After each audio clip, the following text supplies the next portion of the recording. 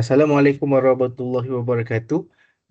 Today we will be presenting about our EM assignment, which the first agenda that we'll be presenting is the IEE standards, the IEC 60034 series, OSHA standards, and NEC standards. Okay, for the IEE standard, the international in nature, IEE Institute Electrical and Electronics Engineer standards are created to disseminated for usage worldwide. However, the other nations like Malaysia may embrace and use them differently. For the international, the key standards for it is the IEE 84 guidelines for motors used for severity environments. This is we'll be talking about the main points, and some of it is IE 112 test method for induction motors and generators. The purpose for this key standard is to enhance safety, efficiency, and the performance in designs and operation. It is to ensure long-term reliability and compatibility in varied environments. Okay, next. As for in Malaysia, IE standard is for the reference in the appropriate in the local practices, particularly in academia, research, and industry, which Malaysia will be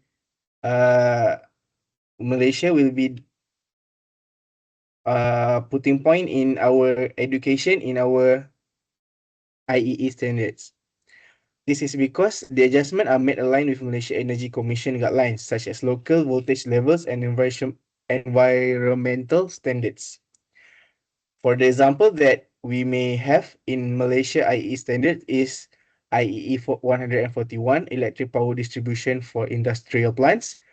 And the second is IEE 519 harmonic control in electrical power system.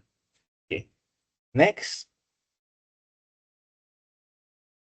the IEC 60034. For the international, the International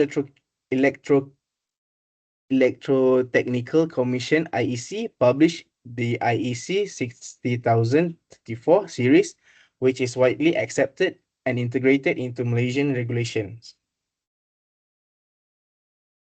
Next, in the international, there are few highlight keys, which is IEC 60000 General 1 requirements and IEC 60034-5 protection levels of IP codes. This is the highlight key also for the IEC 60034, which have 14 of it. Okay, next. For Malaysia, it is fully adapted for Malaysian standard, which we adapted the IEC International in our because it's a complement with our Malaysian standards. Okay, next. For the third is the OSHA standard for workplace electrical safety. OSHA electrical safety regulations are specific to the US in Malaysia. Workplace electrical safety is governed by the Occupational Safety and Health Act 1994. Electricity Regulations 1994 and the Electricity Supply Act 1990. While Malaysia, US, OSHA standards and Malaysian regulation share similarities, they differ in specific requirements. Next.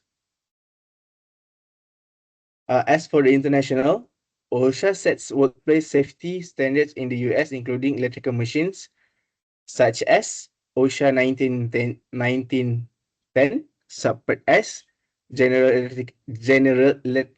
Electrical Safety Requirements, and OSHA 1910 303 until 305 Installation, Wiring, Grounding, and Circuit Protection to prevent electrical shock and fire. The purpose of this is to minimize risk and accidents and injuries from proper use or maintenance of electrical machines. Next is for Malaysia, which is in Malaysia, workplace electrical safety is regulated by laws aligned with international standards, which includes Departments of Occupational Safety and Health, DOSH, oversees the workplace safety. And as the second, Energy Commission of Malaysia, which manage the electrical safety and energy regulations. Okay. As for the Malaysian standard, in this is that there are three, which is Occupational Safety and Health Act 1994, OSHA 1994, Factory and Machinery Act 1967, and Electricity Supply Act 1990. All three of this is used to Malaysia key standard as for now. We'll be using it until this day. Next. There is also a few more for the key safety that we be the key safety measures, which is to permit work PWT to ensure the compliance during electrical work, and lockout or tag out load to prevent accidental energization during servicing. And for the last one is competency certification, which workers must hold valid credential judgment such as judgment and wireman.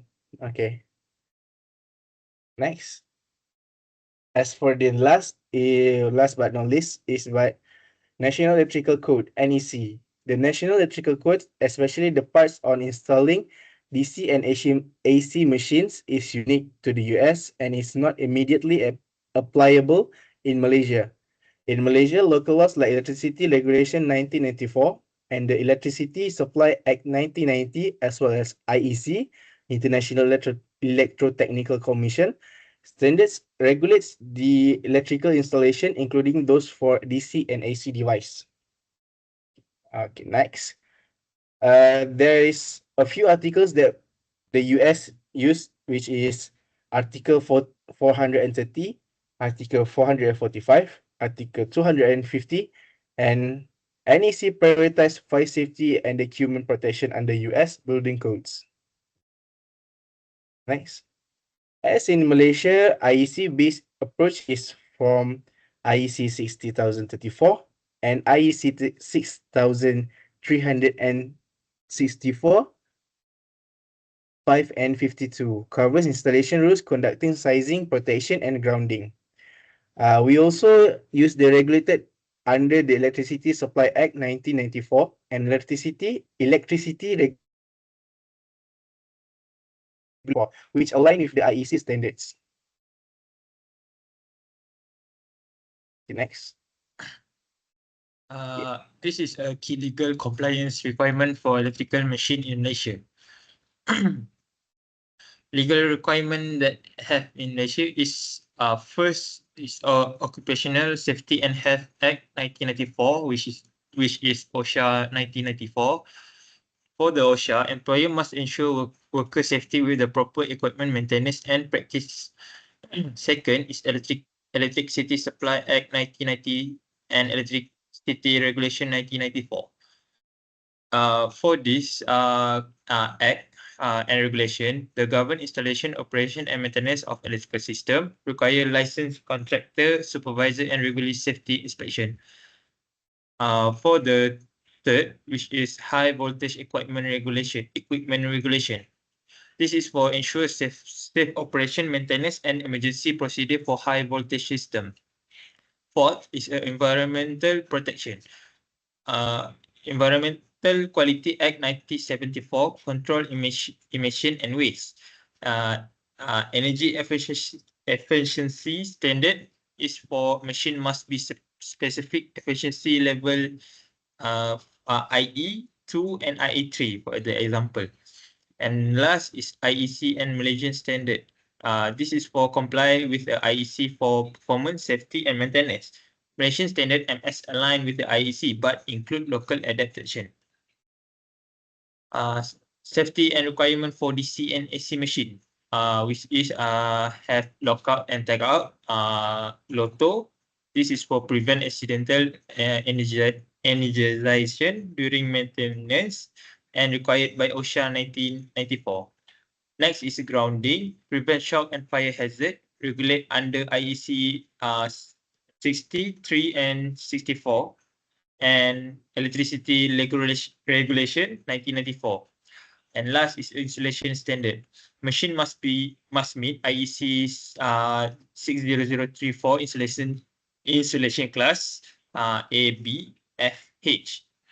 And regular testing ensure reliability and safety. So for overcurrent protection, use a circuit breaker for fuse as per IEC 60947 2 and IEC 600341. For personal protective equipment PPE, worker must wear an insulate glove, face shield, and flame-resistant clothing. And for the last emergency procedure, machine must have emergency stop and comply with fire safety rule.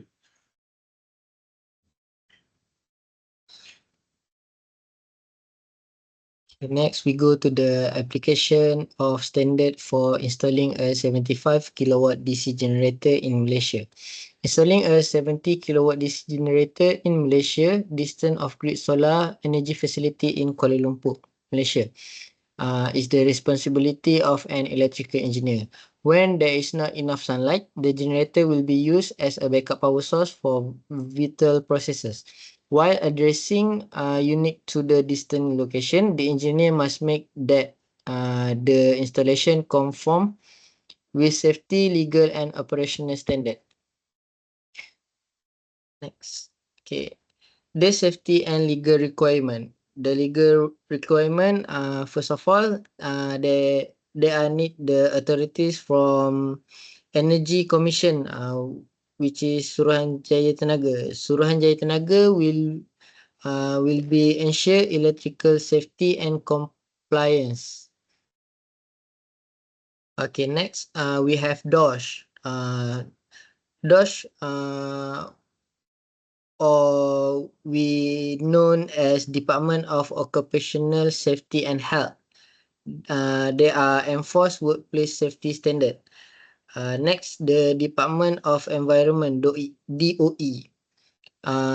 They regulate the environmental impact. Next, we have the Fire and Rescue Department Malaysia, which is Bomber. We call Bomber. They are oversees the fire safety that we required at the site. Next, we have local authorities. So we have to provide permit for site modification and ensure community safety. Next, there are several steps to ensure compliance. First, we have pre-installation planning. We must understand the requirement, follow IEC 60034, IEEE 746, and Malaysian Energy and Environmental Regulation. Site assessment, they have to check for the risk, like weather, stability, ventilation, and grounding. Next, we have to make equipment selection. We have to choose the certified generator and compatible component, such as rectifier, cable, and other component. Next, we also need to have the permit and approval. Secure necessary permit for construction, environmental compliance, and fuel storage. Next, we have the installation design, plan generator placement, fire suppression, grounding, and noise control system. Next, for the installation process, we have to certify the professional engaged. We have to certificate the professional. So we have to engage the licensed electrician and specialist. We also have to save the we have to save the installation. We have to make sure the installation is safe. So we have to use PPE and use the vibration control and install emergency shutdown switch. Next, we have to testing and commissioning. Then we have to comprehensive testing. We have to run the comprehensive testing. We need to verify the voltage, grounding, and protective device. Next, for the documentation, we have to record the schematic, test result, and provide an operation manual. Number 4, post-installation compliance and monitoring operator training. Train staff. We have to train our staff on operation, safety protocol, and LOTO procedure. And then we have to make a routine maintenance. We need to schedule inspection. We need to schedule the lubrication and performance monitoring.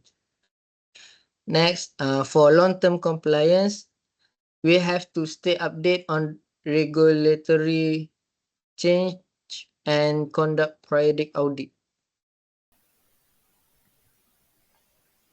Importance of adhering to safety standards and legal requirements. 1. Protection of human life. Prevents fatal injuries, electric shocks, and burns. Ensures safe installation, grounding, and overload protection. 2. Operational reliability. Promotes efficient machine operation and reduce breakdowns, increase equipment lifespan, and lower maintenance costs. 3. Fire prevention. Reduce risk of short circuits, overheating, and arc faults. 4. Environmental protection. Minimize emission, manage hazardous materials, and ensure proper recycling. 5. Legal and financial accountability. Avoid penalties, lawsuits, and damage to stakeholder trust. Risk of non-compliance. Accidents and fatalities increase the risk of electrocution, arc flashes, and other serious injuries. Equipment damage lead to breakdown, inefficient operation, and catastrophic failures. 3. Fire and property damage. Overloaded circuit and improper installation can cause extensive fire. 4. Operational downtime. Unexpected failure result in financial losses and missed deadlines. 5. Environmental harm. Pollution and hazard waste leak harm ecosystem and breach regulation. 6. Reputational damage. Companies face loss of trust from stakeholders due to incident caused by non-compliance. In conclusion, adhering to safety and legal standards is vital for protecting people, property, and the environment. Compliance ensures reliable operation, reduce risk, and foster accountability. Non-compliance, on the other hand, can lead to severe accidents, financial loss, and reputational harm. Thank you.